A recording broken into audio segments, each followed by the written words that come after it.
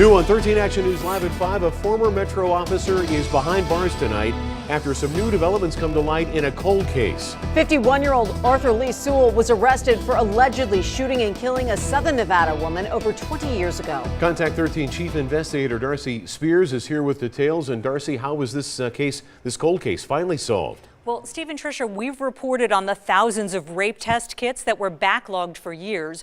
Recent new funding to test those old kits is paying off, and this case is an example of that. It is allowing police to charge one of their own with murder and sexual assault. Former Metro officer Arthur Sewall's DNA was a match in the 1997 rape and murder of a prostitute named Nadia Iverson. Her body was found in a vacant duplex near Washington and J Street. That same year, as you're seeing here, an undercover sting operation by Metro's Internal Affairs Division caught Sewall on camera. He was pressuring a prostitute to perform a sex act on him with the promise that he'd keep her out of jail for alleged drug violations. Sewall was on duty and in uniform at the time. He served nearly 2 years in prison for a probation violation in connection with that crime.